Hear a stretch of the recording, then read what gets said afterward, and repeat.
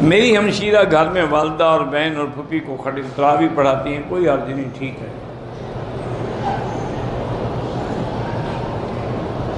بھائی گزارش یہ ہے کہ میں نے نہیں کہا جھینگا حلال ہے، کیوں تم ایسی باتیں لکھتے، کیوں جھوٹ لکھتے ہو؟ میں نے فتویٰ دیا، میں نے آپ سے کہا کہ میں نے علماء بنگال سے پوچھا تو انہوں نے کہا کہ یہ مچھلی کی قسمیں حلال ہے، اور جن کا تم حوالہ دے رہے ہو نا، جن سے میں نے پوچھا تھا وہ ان کے استادوں سے بھی بڑے عالم ہیں، ایسی باتیں لکھ دیتے آپ نے یہ کہا اور آپ نے یہ کہا، آپ نے یہ کیا کہا، میں جا کے غور سے سنو۔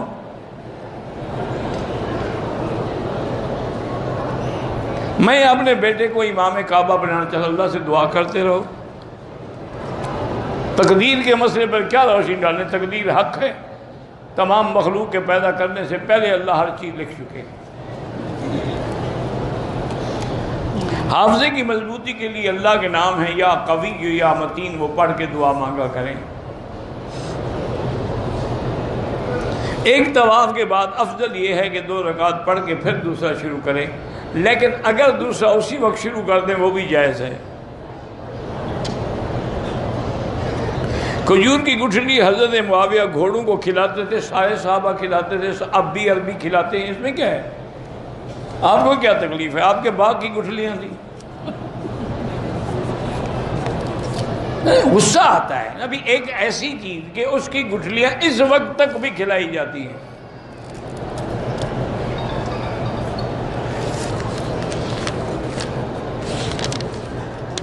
اصل میں کچھ لوگ ایسے ہوتے ہیں جن کے ہوتے تو سنی ہیں لیکن تھوڑے تھوڑے جراثیم شیعہ والے بھی ہوتے ہیں، اس لیے وہ حضرت معاویہ پر اعتراض کرنے سے باز نہیں آتے،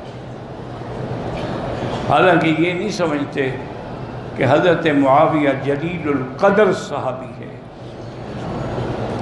یہ نہیں سمجھتے کہ حضرت معاویہ کاتب الوحی ہے، اللہ کے وحی کے لکھنے والا، جس کو اللہ کے نبی نے اتنی امانت والا پایا کہ وہ وحی لکھتے تھے۔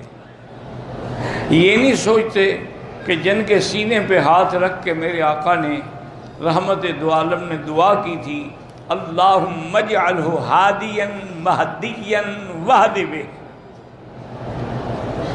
اسی طرح آپ نے دعا مانگی تھی، معاویہ میں نے تیرے لیے دعا کی، اللہم علمہ الکتاب والحساب وقہ العذاب، یا اللہ میرے معاویہ کو قرآن کا بھی علم دے، حساب کا بھی، اور عذاب سے بھی بچانا۔ اتنے شان والے صحابی کے بارے میں باتیں کرتے رہتے ہیں، اور جی یزید کو اس نے تخت پہ بٹھا دیا، اس نے جمہوریت کو ملوکیت میں بدل ڈالا، یا ایسے باتیں کرتے ہیں۔ اگر ملوکیت اتنا بڑا عیب ہے تو اللہ نے داؤد علیہ السلام کو بادشاہ کیوں بنایا؟ اللہ نے سلیمان علیہ السلام کو بادشاہ کیوں بنایا؟ اللہ نے یوسف علیہ السلام کو بادشاہ کیوں بنایا؟ اللہ نے میرے مدنی پاک کو بادشاہ کیوں بنایا؟ یہ کیا بات ہے؟ اسلام ان باتوں کا قائل ہے، ملوکیت ہو، خلافت ہو، جمہوریت ہو، صدارتی نظام ہو، پارلیمنٹری نظام ہو، جو بندہ قرآن قانون سنت کے تابع ہے ٹھیک ہے، نہیں ہے تو غلط ہے۔ میرے والد چچا خالہ بھائی بہن تھے، والا خالہ کا حصہ جائیداد میں نہیں دیا۔ بھائی یہ جو جائیدادوں کے مسئلے ہیں نا، اپنے علاقے کے علماء اور مفتی سے پوچھا کرو، کیونکہ اس میں تسلی نہیں ہوتی آدمی کو، اس کے بعد جائیں ان کو ساری بات سمجھائیں۔ پگڑی کون سے؟ حضور نے ساری زندگی سفید پگڑی باندھی ہے، سفید پگڑی حضور کو پسند تھی، ساری زندگی باندھی، اور یہ بھی فرمایا کہ مردوں کے لیے سفید رنگ، عورتوں کے لیے رنگ دار کپڑا ہونا چاہیے۔ صرف فتح مکہ کے موقع پہ حضور نے کالی پگڑی باندھی ہے۔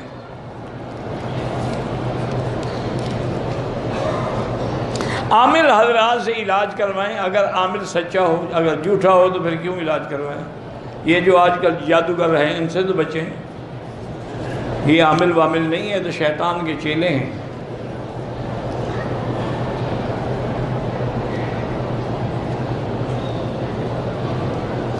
اگر اللہ نے ہمیں پیسہ دیا ہے، دولت دی ہے، تو ہم اچھا کپڑا، اچھا گھر، مہنگا لباس بالکل استعمال کریں۔ اما بنعمت ربک فحدث، اللہ جو دے اس کا تمہارے بدن پر بھی ظاہر ہونا چاہیے، کوئی منع نہیں، بس جو چیزیں حرام ہیں وہ نہ پہنو، سونا حرام ہے نہ پہنو، خالص ریشم حرام ہے وہ نہ پہنو، باقی جو مرضی ہے پہنو۔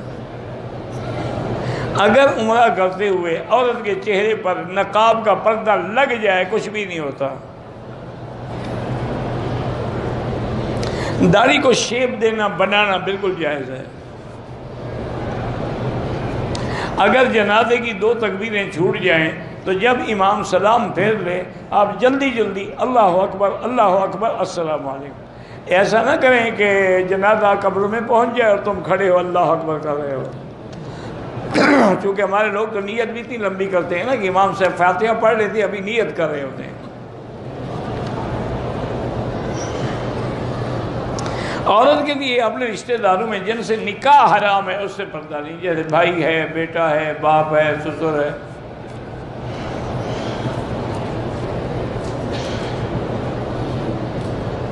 نماز جنازہ میں یہ دعا ہے، اگر جنازے کی نماز میں ویسے آدمی بغیر وضو کے دعا پڑھتا رہے کوئی حرج نہیں، دعا تو دعا ہے۔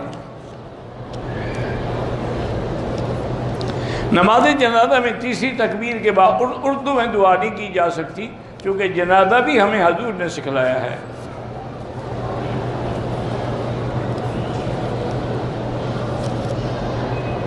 غیر مسلم لوگ جو ہیں جب پوجا کرتے ہیں اپنے بتوں کا، اس کے بعد مٹھائی بانٹتے ہیں، اس کا کھانا بالکل حرام ہے۔ اگر کوئی غیر مسلم ہمیں کھانے کی دعوت دے تو جا سکتے ہیں۔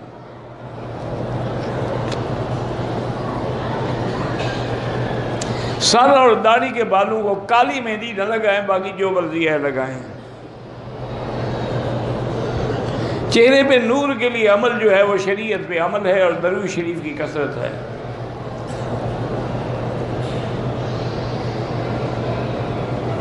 مرد حضرات کو پینٹ شرٹ پہننا جائز ہے، بالکل جائز ہے، کوئی منع نہیں، لیکن بہتر یہ ہوتا ہے کہ وہ ہاف سلیو نہ ہو تاکہ نماز مکروہ ہو جاتی ہے۔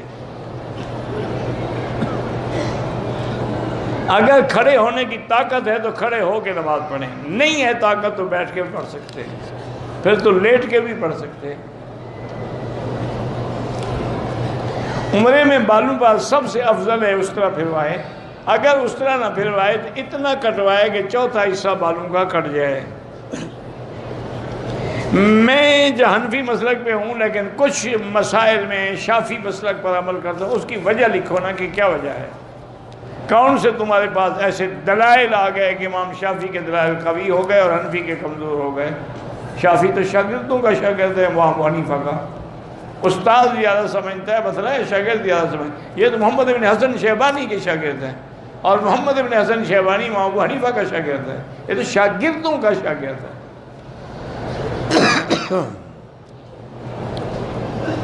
یہاں کچھ لوگ قرآن نیچے رکھ لیتے ہیں، بے ادبی ہے، اللہ ہدایت دیں۔ پرائز بانڈ کا بھی مجھے پتہ نہیں، 100 دفعہ تو آپ کو بتا چکا ہوں، پہلے قرضہ ادا کریں، عمرہ بعد میں ہوتا رہے گا۔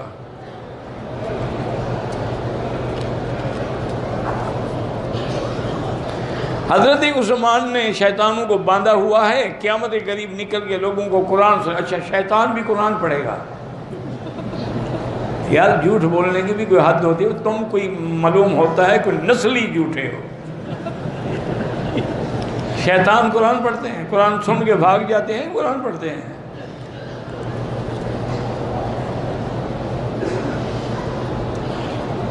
آپ معذور ہیں، بیٹھ کے نماز پڑھتے ہیں، اگر کوئی اور عالم دین نہ ہو تو آپ امام بھی بن سکتے ہیں، جیسے نابینا معذور ہوتا ہے امام بن سکتا ہے۔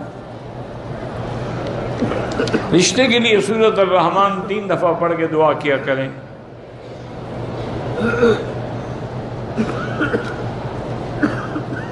میرے شوہر ملک سے باہر رہتے ہیں، وہ یہاں نہیں رہنا چاہتے، مجھے ضرورت ہے، آپ کہیں کہ ہمیں ساتھ لے جاؤ، بس زیادہ بحث نہ کرو، اس کو کہو یا ہمارے ساتھ رہو یا ہمیں اپنے ساتھ لے جاؤ، دو میں سے ایک تو پھر مانیں گے نا۔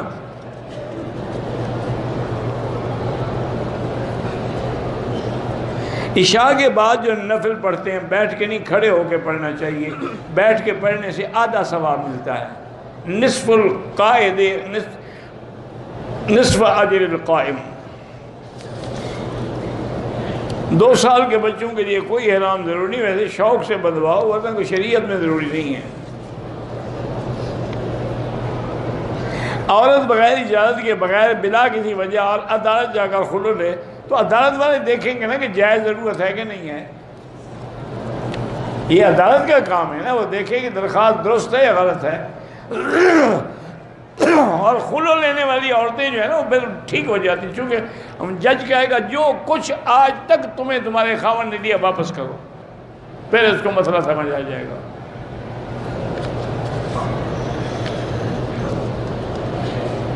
میں اپنی دعا میں شہداء ناموس صحابہ سب کے لیے دعا مانگتا ہوں، ان کے وسیلے سے دعا نہ مانگو، ان کے لیے دعا مانگا کرو۔ احرام کی حالت میں شیمپو سے بال دھوئے، اگر خوشبو تھی تو دم پڑ گئی۔ پہلی نظر کا معنی یہ ہے کہ جب آپ پہلی دفعہ حرم میں آتے ہیں اپنے ملک سے اور کعبے سے داخل ہوتے ہیں تو کعبے پہ نظر پڑتی ہے، اس وقت جو دعا مانگیں انشاءاللہ قبول ہوگی۔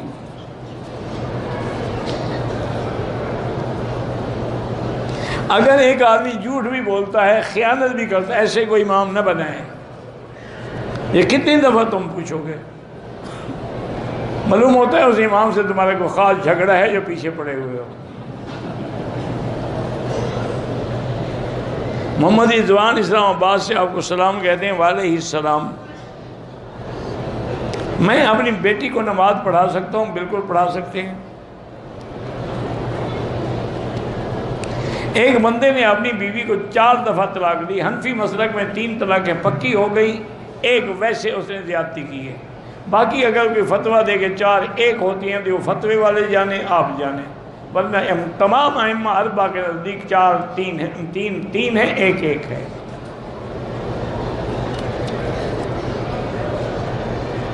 اسلام میں ہے کہ آکسیجن کے بغیر زندگی محال ہے۔ کہاں ہے یہ؟ ذرا مجھے لکھ کے بھیجو، کس جگہ لکھا ہوا ہے؟ وہ جگہ لکھو نا، میں بھی پڑھوں نا کہ آکسیجن کے بغیر۔ اللہ کی مرضی ہے، آکسیجن ماں کے پیٹ میں بچے کو پہنچا دیتا ہے، وہ جو ماں سانس لیتی ہے اسی سے بچہ سانس لیتا ہے۔ اسی لیے جب بچہ پیدا ہوتا ہے سب سے پہلے وہ چیخ مارتا ہے، جب چیخ مارتا ہے تو اس کے پھیپھڑے کھلتے ہیں، اگر چیخ نہ مارے تو پاگل ہو جائے گا وہ۔ تو انڈے میں جی، مرغی کے انڈے میں آکسیجن نہیں ہوتی جی، یعنی اللہ انڈے میں آکسیجن نہیں ڈال سکتا۔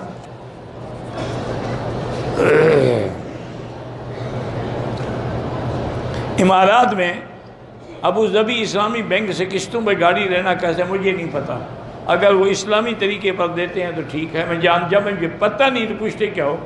وہاں سارے علماء چلے گئے، ابو ظبی سے بڑے بڑے علماء موجود ہیں۔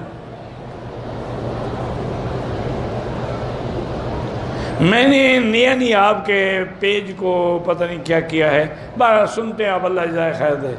میں نے اپنے بیٹے کا نام محمد ارحام رکھا ہے، ٹھیک ہے، لیکن یاد رکھو جب محمد رکھ لیا اس سے اچھا نام دنیا میں کوئی نہیں، پھر آگے ارحام یا ترہیم لگانے کی کیا ضرورت ہے؟ بس محمد رکھو۔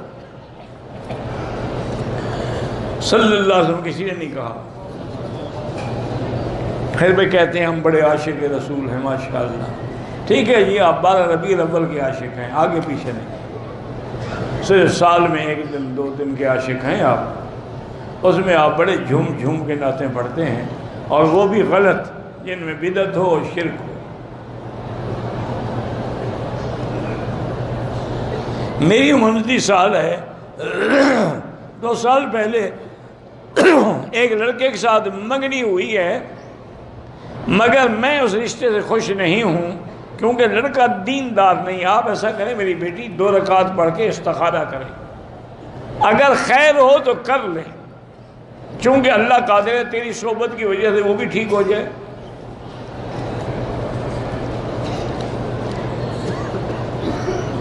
فالج ہو گیا ہے، فالج کا علاج جو ہے اللہ سے دعا کیا کریں اور زمزم پیا کریں۔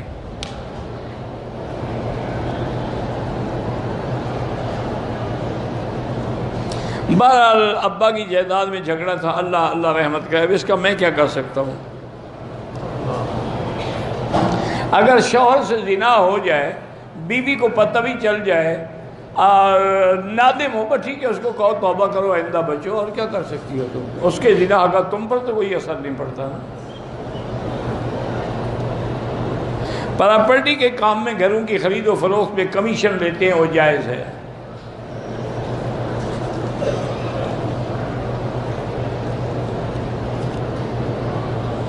اگر حجاج کی خدمت کے لیے مجھے بھیجا جائے پھر میں اپنا حج بھی کر لوں، ٹھیک ہے، کوئی بنا نہیں، خدمت بھی کرتے رہو، احرام بھی باندھ لو، اپنا حج بھی کرتے رہو۔ میرا اپنا گھر ہو جائے، اللہ سے مانگا کرو 2 رکعت پڑھ کے، بیٹی کے رشتے کے لیے سورۃ الرحمن پڑھ کے دعا کیا کرو۔ اپنے بیٹے کے جنم دن پہ ہم کوئی کھانا وغیرہ، یہ کافروں کی رسم ہے، اس کا اسلام سے کوئی تعلق نہیں ہے۔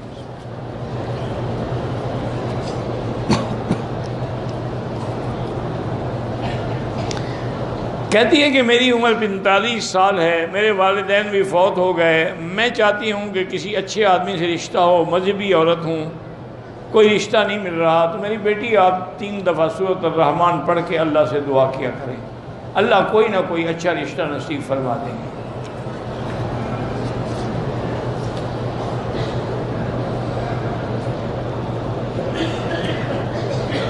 عشاء کی نماز جو ہے میں اندھیرے میں پڑھتی، نماز تو ہو جائے گی لیکن منع ہے، اندھیرے میں کیوں پڑھو؟ قبر پہ جا کے قرآن پڑھنا منع ہے۔ میرا نام قیصر ہے، یہ ٹھیک ہے، ٹھیک ہے، قیصر ہرقل روم کا بادشاہ جو تھے ان کا لقب بھی قیصر تھا۔ تہجد کی 8 رکعت ہوتی، 8 رکعت تہجد، 3 رکعت وتر۔ مرحوم کو اگر قرآن پڑھ کے بخشے تو یا اللہ ان آیات کا ثواب فلاں کو عطا فرما، بس ثواب تو اللہ نے دینا ہے، ہم نے تھوڑا دینا ہے۔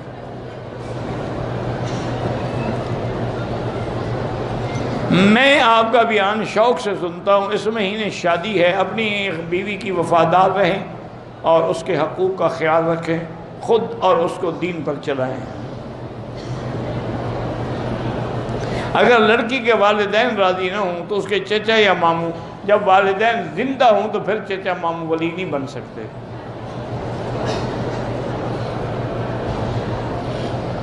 کچھ لوگ وہاں قربانی گاہ بھی نہیں جاتے، گھر میں قربانی ذبح کر لیتے ہیں، کوئی حرج نہیں۔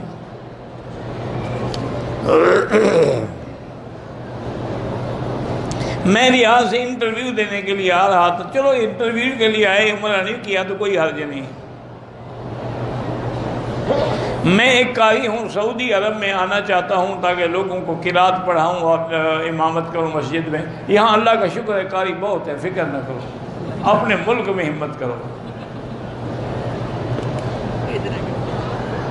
میرے سسر کو ایک چھوٹے کیس میں سزا عمر قید ہو گئی ہے، ہم نے اپیل کی ہے ہائی کورٹ میں، تو حسبنا اللہ و نعم الوکیل سارے گھر والے پڑھا کرو، انشاءاللہ بری ہو جائے گا۔ استخارے کے بعد سونا ضروری نہیں ہے، آپ ظہر کے بعد بھی کر لیں، ابھی کر لیں، عشاء کے بعد کر لیں، یہ تو نہیں ہے کہ ضروری سوئے آدمی یا خواب دیکھے۔ استخارہ کر کے اللہ پہ چھوڑ دے، جو اسباب اللہ بنائیں گے وہ خیر ہوگی۔ اگر کلیسا میں نماز پڑھ لیں کوئی حرج نہیں، وہ بھی اللہ کی جگہ ہے، ان کی کیا ہے، انہوں نے تو نام رکھا ہوا ہے نا، تم تو اللہ کی نماز پڑھو گے نا۔ ہمارے علاقے میں ایک بندہ ہے، وہ کہتا ہے کہ مجھے ہر چیز کا پتہ لگ جاتا ہے اللہ کا۔ اس کو کہو تم مرو گے کب، تاریخ لکھ دو تاکہ ہم دیکھیں گے تم سچے ہو گے جھوٹے ہو۔ تمہیں ہر چیز کا جب پتہ لگ جاتا ہے تو اپنی موت کی تاریخ ہمیں بتا دو۔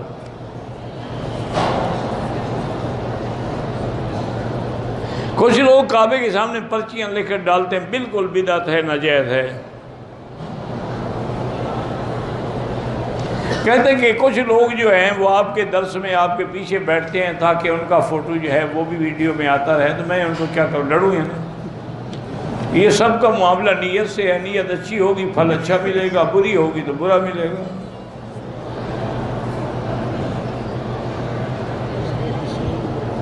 میں رات کو جب سوتی ہوں تو نیت کرتی ہوں کہ تہجد پڑھوں گی، لیکن تہجد کے لیے نیند نہیں کھلتی۔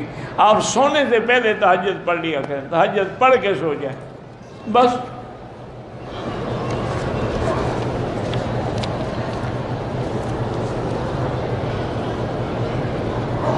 کیا عورتیں برقعے کے اندر ٹائٹ لباس پہن سکتی ہیں؟ وہ ٹائٹ پہنتی کیوں ہیں آخر؟ یہ وجہ لکھو تو پھر میں مسئلہ سمجھاؤں. مجھے نہیں پتا نا ٹائٹ لباس کیوں پہنتی ہے. جب اوپر برقعہ پہنا ہوا ہے وہ دیکھا تو پھر کسی نے نہ پہننے کا کیا فائدہ. بہرحال عورتوں کو ٹائٹ لباس پہننے پہ حضور نے منع فرمایا ہے کہ ایسا لباس جس سے انگ انگ نظر آئے یا باریک لباس جس سے بدن نظر آئے. اگر عورت استحاضہ میں ہے یعنی اس کو بیماری ہے، بلیڈنگ ہو رہی، کوئی بات نہیں، پھر وہ نماز بھی پڑھ سکتی ہے. حیض میں نہیں پڑھ سکتی، نفاس میں نہیں پڑھ سکتی، استحاضہ میں کیوں نہ پڑھے؟ قبلے کی طرف بلا ضرورت کا پاؤں نہ کیا کریں، ورنہ ضرورت ہے، مجبوری ہے تو جائز ہے. میرے اولاد 4 سال عمرے پہ آئی، اللہ نے بیٹی کی نعمت سے نوازا، ہر سال عمرے پہ آتے ہیں. میری بیٹی کو ایٹزم کی کوئی بیماری، اللہ شفا عطا فرمائے.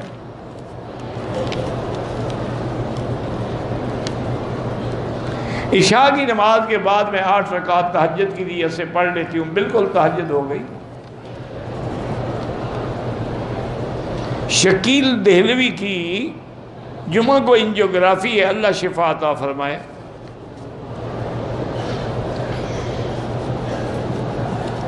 میری بیوی فوت ہو گئی ہے، اللہ سب کی مغفرت فرمائے. آب زمزم کو سادے پانی میں نہ ملائیں، زمزم کو زمزم سمجھ کے پئیں. جرابوں پہ مسح کرنا جائز نہیں ہے، اگر جرابیں چمڑے کی ہوں تو پھر جائز ہے، کیونکہ جو حدیث میں لفظ ہیں المسح علی الخفین.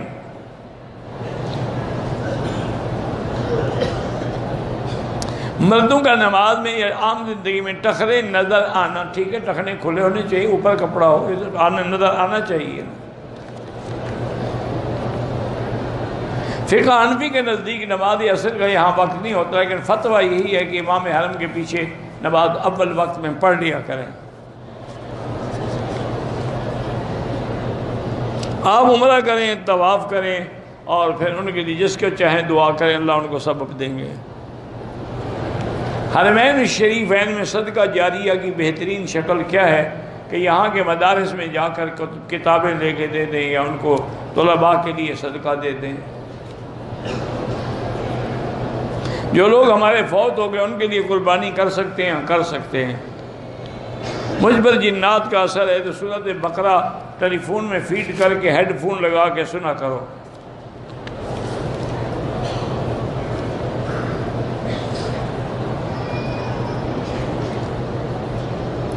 صفا مروہ والے جو ریڈی والے ہوتے ہیں وہ تو غیر محرم ہے تو مجبور ہے، عورت کیا کرے؟ ریڈی انہوں نے، یا اگر محرم ساتھ ہے تو خود چلائے، نہیں تو مجبور ہے. وہ جس بس میں بیٹھ کے آتی ہے یا گاڑی میں، اس کا ڈرائیور بھی تو غیر محرم ہوتا ہے. ہر جگہ محرم کہاں سے لے آئے؟ میرے ایک جاننے والے ہیں اقبال صاحب، ان کو کینسر، اللہ شفا عطا فرمائے. کشمیر، فلسطین، برما میں بالکل جہاد کا حکم ہے، جائز ہے. کافروں سے وہ ظالم بھی ہیں، کافر بھی ہیں.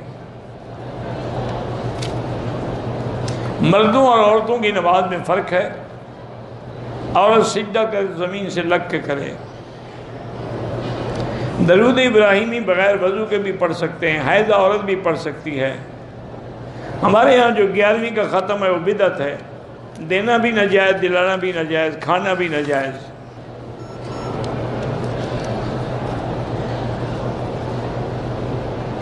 ہم عورتوں کو آپ کے بیانات سے بڑا فائدہ ہوتا ہے. اللہ آپ کو اور زیادہ دین کی محبت دے اور دین پہ چلنے کی توفیق دے.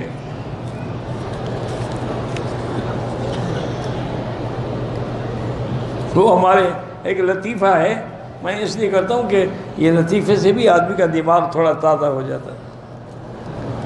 وہ ہمارے ایک استاد تھے، ہمیں پڑھاتے تھے، فوت ہو گئے، اللہ ان کی مغفرت فرمائے. تو وہ سرائکی زبان میں کہتے تھے الخچ والبٹو تراوت للمغز. خچ بٹ یعنی مذاق کرنا ہی مذاق دماغ کے لیے تلاوت کا کام کرتی ہے. تو بہرحال اللہ، وہ ایک مولوی صاحب تھے، وہ تقریر سے فارغ ہو کے جب نکلے تو ایک عورت نے کہا کہ حضرت آپ کی تقریر سے مجھے بڑا فائدہ ہوا. انہوں نے کہا مجھے تو کوئی نہیں ہوا. انہوں نے کہا آپ کو فائدہ ہوا نا, مجھے کیا فائدہ, مجھے فائدہ کوئی پہنچاؤ تو میں مانوں. وہ بیچاری بھاگ گئی, کیا کرے. بہرحال تہجد پہلے پڑھ لیتی ہیں, پھر تہجد وقت بھی پڑھتی ہیں, ٹھیک ہے جتنی نفل پڑھو جائز ہے, لیکن تہجد ہو گئی. البیع کی مرغی جائز ہے مجھے نہیں پتا, البتہ میں نے سنا ہے کہ تازج والے جو ہیں ان کے اپنی کوئی پولٹری فارم ہے, اللہ عالم.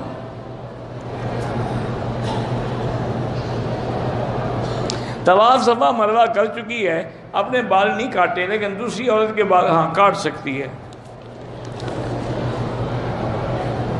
میں 26 سال کا ہوں, میری شادی نہیں ہوئی, تو 3 دفعہ سورۃ الرحمن پڑھ کے دعا کیا کریں. آپ لکھا ہے نا کینیڈا جا رہے ہیں, وہاں تو شادی بالکل ٹکے سے ہے. ہاں شادی کا کیا مطلب, ایئرپورٹ پہ اتر کے کر دو.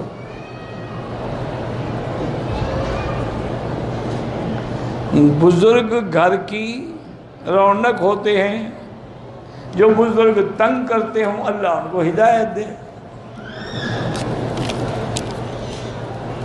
مجھے گیس کا شکایت ہے تو ہر نماز کے لیے نیا وضو کیا کریں, باقی سارا وقت پڑھتے رہیں.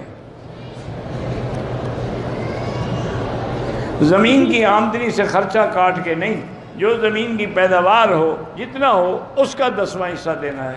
خرچہ کاٹ دو گے تو بچے گا کیا. آج کل تو خرچہ زیادہ ہے اور آمدنی کم ہے. اگر خرچہ کاٹنا شروع کریں انشاءاللہ تو 1 کلو بھی نہیں بچے گا.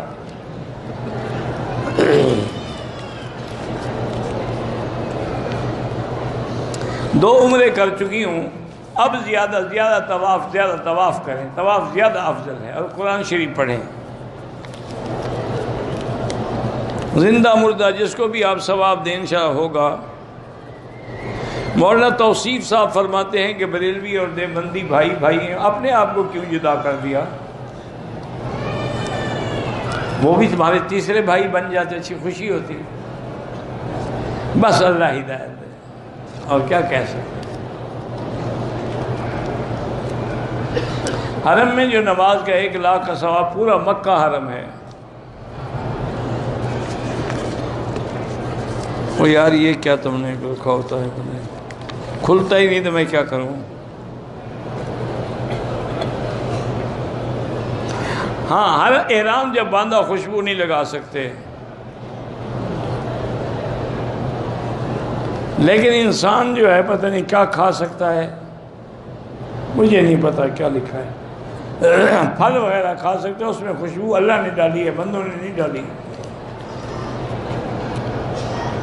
کینسر کی بیماری ہو تو لیس لہا من دون اللہ کاشفہ پڑھیں. جب طواف والوں کو نمازی کے آگے گزرنا جائز ہے, مسئلے کو سمجھا کرو.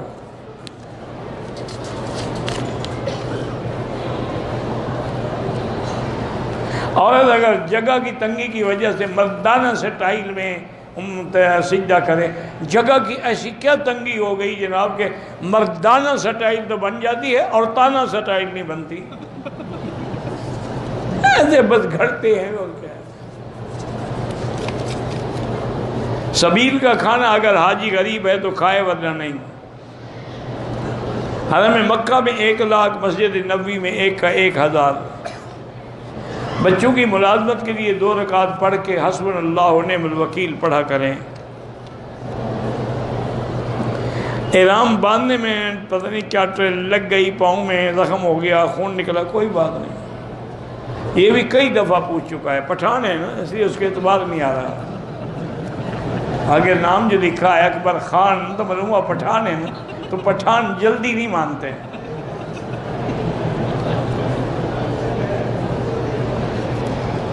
عمرے کی نیت کرنے کے بعد اگر اسکارف اڑتا ہے تو کوئی بات نہیں, اڑنے دو. محبت میں خانہ کعبہ کو چومنا منع ہے. اگر جائز ہوتا تو حضور پاک چومتے. حضور پاک نے صرف حجر اسود کو حکم دیا ہے چومنا. رکن یمانی پہ ہاتھ لگانا ہے, چومنا نہیں ہے. دیواروں کو یا مقام ابراہیم کو چومنا منع ہے. نیک اولاد کے لیے کیا دعا مانگی ہے؟ ابھی اس درس میں میں نے مانگی ہے، رب لا تذرنی فردا۔ کعبے پہ نام نہ لکھا کریں۔ آنکھوں کی بیماری کے لیے فکشفنا عنک غطاءک وبصرک اليوم حدید، یہ آیت پڑھ کے دم کیا کریں۔ حرم میں جو لوگ چیزیں بانٹتے ہیں، اگر آپ غریب ہیں تو لے لیا کریں، امیر ہیں تو نہ لیا کریں۔ عصر کے بعد طواف کے 2 رکعت نہ پڑھیں، حنفی مسلک میں افضل ہے کہ مغرب کے بعد پڑھیں۔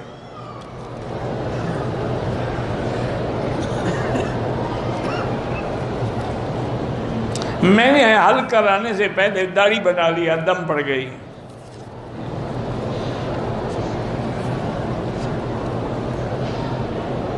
میری والدہ عمرے پہ آتی تھی، فوت ہو گئی، اللہ مغفرت فرمائے۔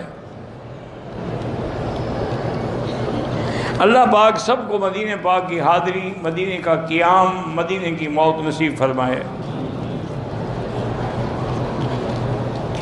پورے حدود حرم میں انشاءاللہ 1 لاکھ ملے گا، واللہ اعلم۔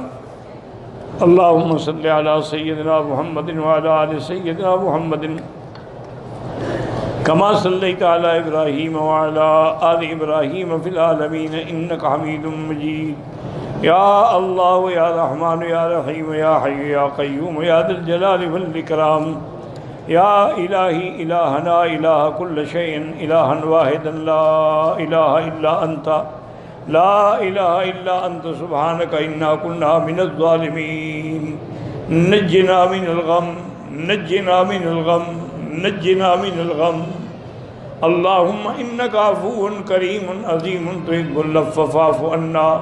اللہم انصر المجاہدین الذین یجاہدون فی سبیلک لإعلاء کلمتک۔ اللہم احفظ سائر بلاد المسلمین هذا البلد الامین فاجعل آمنا مطمئنا سخاء رخاء الى یوم الدین برحمتک یا ارحم الراحمین۔ یا اللہ بیماروں کو شفا عطا فرما۔ یا اللہ ہماری ظاہری، باطنی، روحانی، جسمانی کمزوریاں، بیماریاں دور فرما۔ یا اللہ بے حیاؤں کو حیا عطا فرما۔ یا اللہ بے اولادوں کو اولاد صالح عطا فرما۔ یا اللہ جن کے گھروں میں بچیاں ہیں ان کا رشتہ آسان فرما۔ یا اللہ جن کا رزق تنگ ہے ان کے رزق میں برکتیں عطا فرما۔ یا اللہ پوری دنیا کی مساجد، مدارس، تبلیغ کے دوائر، جتنے دین کے ادارے ہیں سب کی حفاظت فرما۔ یا الہ العالمین مسلمان کشمیر میں ہیں، روہنگیا میں ہیں، فلسطین میں ہیں، عرب میں ہیں، عجم میں ہیں، ہند میں ہیں، افغان میں ہیں، ان کی جان، مال، آبرو، عزت کی حفاظت فرما۔ یا اللہ ہمیں مانگنا بھی نہیں آتا، بغیر مانگے عطا فرما۔ یا اللہ ہماری حاضری منظور و مقبول فرما۔ یا اللہ ہمارے دروس منظور و مقبول فرما، اس میں اپنی رضا نصیب فرما۔ اللہم ارزقنا الاخلاص والخلاص وطہر قلوبنا عن النفاق، اعمالنا عن الریاء، لساننا عن الکذب، عیوننا عن الخیانہ، فإنك تعلم خائنة الأعین وما تخفی الصدور۔ ربنا آتنا فی الدنیا حسنة وفي الآخرة حسنة وقنا عذاب النار۔ ربنا تقبل منا إنك أنت السميع العليم وتب علينا إنك أنت التواب الرحيم۔ وصلى الله تعالى على خير خلقه سيدنا محمد وعلى آله وصحبه أجمعين۔ اللهم صل على سيدنا محمد وبارك وسلم۔